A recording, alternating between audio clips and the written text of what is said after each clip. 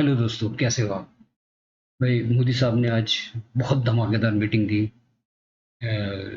E20 के अंदर। E20 जो है वो एक बिजनेस समिट है। उसमें मोदी साहब ने ऐसे दिया जैसे कि वो एक क्लास ले रहे हों, मैनेजमेंट की क्लास ले रहे हों और लोगों को बता रहे हों, एजुकेट कर रहे हों एंटरप्रेन्योरशिप के बारे में, बिजनेस के बारे में, इकोनॉमी के बारे में। क्या फ्यूचर प्लान होने चाहिए, कैसे रोड मैप बनना चाहिए, कैसे बिजनेस को एग्जीक्यूट करना चाहिए। और जितने भी एंटायर वहाँ पे जो गैदरिंग थी, उन्होंने बस चुप्पी साधी और एक स्टोरी की तरह चल रही थी वो जो स्पीच थी, और उसको इतना उन्होंने अप्रिशिएट करा, इतना उसको एक तरीके से एक्सेप्ट करा उसको। एक एजुकेशन थी, एक एजुकेशन जो थी जो उसके अंदर उसके अंदर काफ़ी मीनिंग थे, और उसके अंदर एक डायरेक्शन थी, जो डायरेक्शन थी वो कि बिजनेस को किस तरीके से करा जाए। तो जो मीटिंग शुरुआत हुई वो B20 की जो मीटिंग शुरुआत करी थी वो सीईओ जो टाटा ग्रुप के हैं, चंद्रशेखर साहब, उन्होंने शुरू करी। उन्होंने बताया कि भाई देखिए, ये मीटिंग की हमने 1500 जो हैं इसके अंदर लोग एंगेज थे, जो कि बिजनेसमैन भी थे, एक्सपर्ट भी थे। अक्रॉस हमारे 150 कंट्रीज में हमारा ये ने पार्टिसिपेट करा इसके अंदर, और 100 से ज़्यादा इवेंट कर चुके हैं हम अभी तक। और इसके अंदर फाइनली हमने जो थीम निकाला है उसके अंदर क्या है, विमेन एम्पावरमेंट है, यूथ के बारे में, एमएसएमई के बारे में, फाइनेंशियल फॉर ग्लोबल रिकवरी के बारे में, transition towards artificial intelligent world, and then building global resilient supply chain के बारे में है। जो आज की डेट में जो क्लाइमेट चेंजेस हो रहे हैं उसकी फाइनेंसिंग के बारे में है। Integration of Africa and global south, particularly with global economy, उसके बारे में है। और environmental social and growth, ESG के बारे में है। और building building A future with skilling for future technology world. तो ये हमने इसके अंदर 54 पॉलिसीज बनाई हैं, रिकमेंड करी हैं 1500 रिप्रेजेंटेटिव ने G20 के लिए, टू फाइनलाइज दिस रिकमेंडेशंस। जो 4 स्पेसिफिक इसके अंदर हमने आइडियाज निकाले हैं वो ये हैं। ग्लोबल 20 में जो इंस्टीट्यूट जो है वो इंडिया बेस्ड होना चाहिए, creating a private sector funds for SGT goals, specially for developing economy, और ग्लोबल ट्रस्ट ऑफ टेक्नोलॉजी। और फिर एक छोटी सी प्रेजेंटेशन थी इंडिया के बारे में, जिसके अंदर ये बताया गया कि इंडिया जो है वो फास्टेस्ट ग्रोइंग इकोनॉमी है इन द वर्ल्ड, और अभी उसका ग्रोथ रेट जो है 6.5% है। GDP उसका 3.5 ट्रिलियन है, पॉपुलेशन 1.4 बिलियन है। और India is transforming journey in inclusive development. India की जो पॉजिटिव मैक्रो इकोनॉमी है वो ड्राइव करती है, नई ऊंचाइयों पे ड्राइव करती है। और productive policy support the growth of entrepreneurship and business, investment environment strategies transform. और एक थीम बताया गया, B20 का जो थीम है रेस, उसके बारे में बताया गया। रेस मतलब R means responsible, A means accelerate, I means innovative, S means sustainable, E means equitable. So ये जो B20 है, जो समिट है, ये ऑपरेट करती है 7 टास्क फोर्स में। Financial for economic recovery, finances जो चाहिए इकोनॉमिक रिकवरी के लिए world wise. Global value chain, financial inclusion, future of work, digital technology, energy, and इसके अंदर जो है 2 एक्शन काउंसिल्स हैं on ESG in business and Africa economy integration. तो ये की छोटी सी प्रेजेंटेशन थी। उसके बाद फिर PM साहब की धमाकेदार स्पीच हुई। और PM साहब, जैसा मैंने आपको बताया कि वो तो ऐसा लग रहा था कि टीचर हूँ, बहुत बड़े इकोनॉमिस्ट हूँ, सामने क्लास में स्टूडेंट बैठे हैं, उनको समझा रहे हैं कि कैसे बिजनेस डिफिकल्ट टाइम में करा जाता है। जब सारी दुनिया के अंदर इकोनॉमी जो है डिस्टर्ब हो रखी है, रिसेशन हो रखा है, GDP जो है वो सबकी कम हो गई है, अनएम्प्लॉयमेंट है, इन्फ्लेशन है, फूड सिक्योरिटी की प्रॉब्लम है, सप्लाई चेन डिस्टर्ब हो गई है। ऐसे सर्कमस्टांसेस में बिजनेस कैसे करा जाए, कैसे बिजनेस को इम्प्रूव करा जाए, कैसे बिजनेस को प्रॉफिटेबल बनाया जाए। तो उन्होंने जो स्टार्ट करी अपनी मीटिंग, वो जो चंद्रयान 3 है उसकी सक्सेस के साथ स्टार्ट करी, और उन्होंने बहुत अप्रिशिएट करा इसरो के कंट्रीब्यूशन का, और साथ में उन्होंने इंडियन इंडस्ट्री का भी करा, जिन्होंने इसरो को कंट्रीब्यूट करा जो भी उनकी रिक्वायरमेंट थी relating to their space mission. तो जो एमएसएमई थी, उन्होंने बहुत ही क्रिटिकल इक्विपमेंट्स थे इस इसरो को प्रोवाइड करे थे to complete this mission, for the success of this mission. और सारी दुनिया ने इसको सेलिब्रेट करा, और हमारे इंडिया के स्पेस प्रोग्राम को। जो कंट्री की जो डेवलपमेंट है, वो है बिकॉज ऑफ इनोवेशन है, सस्टेनेबिलिटी है की वजह से है, और इक्वालिटी की वजह से है। जो थीम है G20 का रेस, उसके साथ ये भी जुड़ना चाहिए कि one humanity, one family, one earth and one future. हमने G20 के अंदर अफ्रीका यूनियन को भी इनवाइट करा। क्यों करा? On focus area in the economic development of African countries. So we are also concern about African countries. G20 is not, their focus is not limited to G20. Their focus is outside the G20 also. ये जब हम इस arena के बाहर जाएंगे तो हमारा business भी बढ़ेगा, हमारी इकोनॉमी भी बढ़ेगी, हमारी ग्रोथ रेट भी बढ़ेगा, हमारा जो बिजनेस करने का तरीका भी बदलेगा। तो जितना हम इंक्लूसिव होंगे, उतना ही हमें बड़ा इम्पैक्ट मिलेगा, ये मोदी साहब ने बताया। और ग्लोबल इकोनॉमी जो चैलेंज है, उसको हैंडल करने के लिए हमें ग्रोथ को सस्टेनेबल बनाना पड़ेगा। इन्हें ये जो फैसले हैं इम्प्लीमेंटेशन के, अगर ये फैसले इम्प्लीमेंट करते हैं तो हमको सफलता मिलेगी ही मिलेगी। अब जबकि जो हमने काफी कुछ सीखा जब ये पैंडेमिक के टाइम पे, कोविड के टाइम पे, और ये काफी अच्छा एक सबक देके गया सबको, और वो सबक है म्यूचुअल ट्रस्ट का। इंडिया ने इस दौरान ऐसे डिफिकल्ट टाइम के अंदर एक म्यूचुअल ट्रस्ट बना के रखी और कंट्रीज के साथ, particularly providing them medicine. 150 countries को हमने मेडिसिन दिया, 100 से ज़्यादा कंट्री को हमने उनको वैक्सीन दिया, इंडियन वैक्सीन दिए उनको।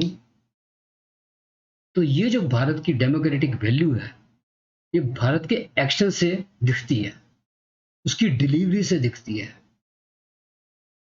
भारत के जो रिफॉर्म्स में ही ये सब कुछ दिखता है, trust level.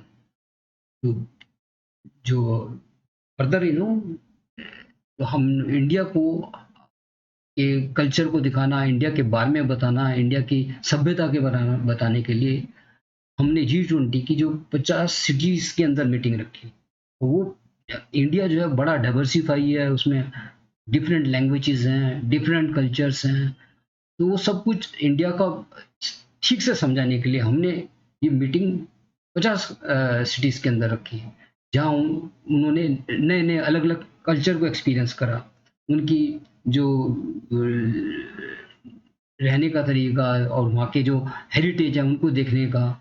So is this is what we want to show what India is. उसकी जो इंडिया की जो क्या अंदर क्या पोटेंशियल है, वो दिखाने के लिए हमने उसको 50 कंट्रीज के अंदर सिटीज में रखा।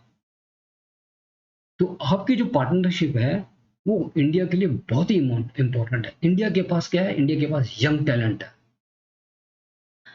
और इंडिया जो है जो इंडस्ट्रीज है 4.0 में डिजिटल रेवोल्यूशन जो है, इंडिया ने अपनी पोजीशन को बना के रखा है इसके अंदर डिजिटल रेवोल्यूशन में। यूपीआई लेके आए, आधार लेके आए, बैंकिंग अकाउंट खुलाया, और उसको हमने ज़्यादा से ज़्यादा यूटिलाइज करा डिजिटल को। उसने हमारे सस्टेनेबिलिटी, हमारे बिजनेस सस्टेनेबिलिटी में बहुत इंपॉर्टेंट रोल प्ले करा। तो आप हमारे साथ जितनी ज़्यादा पार्टनरशिप करेंगे भारत से, उतना ही मजबूत होंगे हमारी जो रिलेशन होंगे, प्लस उतना ही ज़्यादा इंक्रीज होगी उतनी ही ज़्यादा प्रॉस्पेरिटी मिलेगी दोनों को, भारत को भी और आपको। तो आपका रिलेशन भारत के साथ होना बहुत ज़रूरी है, क्योंकि बिज़नेस जो है ये ट्रांसफ़ॉर्म करता है प्रॉस्पेरिटी को। तो जितनी भी जो हम क्या हम ऑब्स्टिक जो ऑब्स्टिकल्स होते हैं हम उसको अपॉर्चुनिटीज़ में कन्वर्ट करते हैं, और जो फ्यूचर ग्रोथ है वो फ्यूचर सस्टेनेबल बिजनेस के ऊपर डिपेंड करेगा। उसके लिए क्या चाहिए कि जो दुनिया के अंदर चेंजेस आए थे कोविड-19 के बाद, वो इरिवर्सिबल चेंजेस हैं। World can never see global supply chain in previous position. Previous position means जो हम उस इन अदर वर्ड इसका मतलब ये है कि जो पहले सप्लाई चेन थी, जो स्मूथली चल रही थी, सबको उसमें एक कंसिस्टेंसी थी, सबको टाइम से बराबर से फूड सप्लाई मिल रही थी या एनर्जी सप्लाई मिल रही थी, तो सारी जो सप्लाई चेन थी वो एक कंसिस्टेंट थी। लेकिन ये कोविड के बाद और ये जो यूक्रेन वॉर के बाद बहुत डिस्टर्ब हो गई सप्लाई। तो इस ये जो डिस्टर्ब सप्लाई चेन है, इसका जो सॉल्यूशन है वो हिंदुस्तान के पास ही है, और हिंदुस्तान एक बहुत इंपॉर्टेंट रोल प्ले करेगा for making this supply chain efficient और स्मूथ टू द वर्ल्ड। आज की डेट में जो ग्लोबल चैलेंजेस हैं, उनको उनको चैलेंजेस को एक्सेप्ट करना, उसको चैलेंजेस को वर्कआउट करना, उसका सॉल्यूशन निकालना इज वेरी इंपॉर्टेंट सब्जेक्ट। तो जो सस्टेनेबिलिटी है वो हमारी एक रोजमर्रा की लाइफ बन गई है, और सस्टेनेबिलिटी जो है वो एक अपॉर्चुनिटी है। फॉर एग्जांपल हम इसके अंदर जैसे मैंने बताया कि हम अपॉर्चुनिटीज ढूंढते हैं कि हम एक ऑल्टरनेटिव फूड प्रोडक्ट ले सकते हैं विच कैन जो आइसोलेशन है उसको फुलफिल कर सकता है, जो रिक्त स्थान है उसको भर सकता है। जैसे कि मिलेट है, मिलेट एक जो फूड है, एक इम्पॉर्टेंट फूड है, और वो एक इम्पॉर्टेंट रोल प्ले कर सकता है इस रिक्त स्थान को पूरा करने के लिए। इससे इसको मिलेट खाने से हमारे को डायबिटीज़ की प्रॉब्लम रिमूव होती है, मोटापा कम होता है, अच्छी सेहत मिलती है। ये जो हमारे को विटामिन्स चाहिए वो हमारे को मिलेट से मिलते हैं, तो हमें मिलेट के ऊपर ज़्यादा फोकस करना चाहिए। दूसरी तरफ जो है जो ग्रीन एनर्जी है, ग्रीन एनर्जी पे इंडिया ने बहुत फोकस करा है, जैसे रिन्यूएबल एनर्जी है, ग्रीन हाइड्रोजन है, या फिर जो हाइड्रो हाइड्रो पावर एनर्जी है to reduce the carbon emissions. अब इंडिया ने जो है 2030 तक जितनी भी रेलवेज हैं उसको सबको इलेक्ट्रिकल बना देगा, तो एक पर्टिकुलर लेवल तक जो है हम we will able to reduce the carbon. और we are already doing it. हमने अभी जो हमारे रिन्यूएबल एनर्जी से जो पावर जनरेशन है, it is now over 100 gigawatts, और इसको हमने ओवर 200 गीगाबाइट्स तक ले जाना है, फिर इसको 500 गीगाबाइट्स तक लेके वाट तक लेके जाना है। जो कोविड-19 है उसने दुनिया को सिखा दिया कि भाई हेल्थ कॉन्शियस रहना चाहिए, और हेल्थ इज़ वेरी इंपॉर्टेंट। सो ये एक बहुत बड़ा और बहुत ही अच्छा फैक्टर है। हमको अपने को प्लेनेट से भी जोड़ के रखना चाहिए, अपने लाइफस्टाइल और बिजनेस को प्लेनेट के साथ जोड़ के रखना चाहिए। और जो जो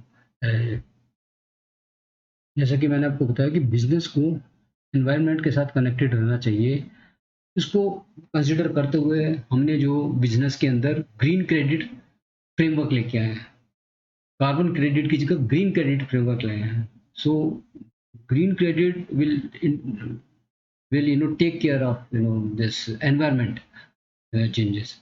और उसको सारे जो बिजनेस हैं, बिजनेसेस कॉर्पोरेट है, इसको बहुत सीरियसली ले रहा है। उधर जो है हमने बिजनेस को सस्टेन करने के लिए जो जो पॉवर्टी से लोगों को 13.5 करोड़ लोगों को पॉवर्टी से निकाला है। हमने कोविड के टाइम से लेकर अभी तक हम वो 80 करोड़ लोगों को फ्री फूड सप्लाई कर रहे हैं, राशन सप्लाई कर रहे हैं।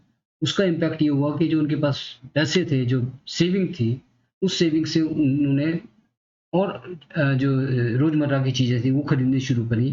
तो जो पैसा था वो बिज़नेस साइकिल में आया और वो money was utilised in purchasing the thing, और जिससे बिज़नेस जो है वो सस्टेन रहा। फर्दर हमने जैसे बताया कि भई मोदी साहब ने कि 13.5 करोड़ लोगों को मिडिल क्लास में लेकर आए। तो उनकी फिर फर्दर उनकी जो परचेज़ पावर थी बढ़ गई, तो उन्होंने भी ज़्यादा खरीदना शुरू कर दिया। तो इस तरीके से एक जो बिज़नेस को कोविड के डिफिकल्ट टाइम पे हमने किस तरीके से सस्टेन रखा, दीज आर द रिफॉर्म्स। जो हम रिफॉर्म्स लेते हैं या बिजनेस पॉलिसीज बनाते हैं, वो अकॉर्डिंग टू द सिचुएशन लेते हैं, कि जिससे जो है बिजनेस जो है वो डिस्टर्ब ना हो, इकोनॉमी बिल्कुल चलती रहे। और इसीलिए हम डिफिकल्ट सर्कमस्टांसेस में भी अपने बिजनेस को हमने मेंटेन करके रखा। उधर उन्होंने कहा रेयर अर्थ जो मिनरल्स हैं, उसके ऊपर हमको फोकस देना चाहिए, कि ऐसा ना हो कि भाई इट एनकरेज कॉलोनिज्म, तो उसको अवॉइड करना चाहिए। और दूसरा जो इम्पोर्टेंट चीज़ बताई मोदी साहब ने, कि अगर आपको बिजनेस को प्रॉफिटेबल बनाना है, तो आपको माइंडसेट समझना पड़ेगा कंज्यूमर का। तो there should be a balance between the consumer and the business. तो जिस कंट्रीज की क्या रिक्वायरमेंट है, उसके क्या कंज्यूमर्स का माइंडसेट है या कंट्रीज का माइंडसेट है फॉर कंज्यूमिंग द गुड्स, वो समझेंगे, तो बिजनेस जो है डेफिनेटली पे इम्पैक्ट करेगा, और बिजनेस आपका और ज़्यादा इंक्रीज होगा और प्रॉफिट और ज़्यादा प्रॉफिटेबल होगा। तो इसलिए हमें एक जो है इंटरनेशनल कंज्यूमर डे बनाना चाहिए, ना कि इंटर कंज्यूमर राइट डे बनाना चाहिए। तो इसके ऊपर उन्होंने इम्पैक्ट दिया कि जैसे मैंने आपको बताया ना, मोदी साहब तो आज जो इस तरीके से गाइड कर रहे थे कि बिजनेस को कैसे इंप्रूव करा जाए, बिजनेस इकोनॉमी कैसे इंप्रूव करी जाए, बिजनेस कैसे कौन से एरियाज हैं जहाँ पे बिजनेस हम इंप्रूव कर सकते हैं। तो एक एरिया उन्होंने ये भी बताया कि कंज्यूमर का माइंडसेट समझना बहुत जरूरी है। तो आप जितना ज़्यादा कनेक्टेड रहेंगे कंट्रीज के साथ, उतना ही ज़्यादा माइंडसेट समझेंगे कंट्री का और कंट्री के कंज्यूमर्स का, तो आपका बिजनेस भी इंक्रीज होगा। इसलिए इंटरनेशनल कंज्यूमर डे बनाना चाहिए, जिसके अंदर यही डिस्कस करना चाहिए कि क्या कंज्यूमर का की रिक्वायरमेंट है, और कौन सी कंट्री उस कंज्यूमर की रिक्वायरमेंट को फुलफिल कर सकती है। तो एक ये चीज़ था। दूसरा ये था कि एक क्रिएट ट्रस्ट लेवल होना चाहिए कंज्यूमर का, बिटवीन कंज्यूमर एंड बिजनेस, वो बहुत ज़रूरी है। ट्रस्ट लेवल किस तरीके से, जैसे ट्रस्ट है, कॉस्ट की ट्रस्ट है, सप्लाई की कंसिस्टेंट सप्लाई की ट्रस्ट है, और आफ्टर सेल सर्विस की ट्रस्ट है।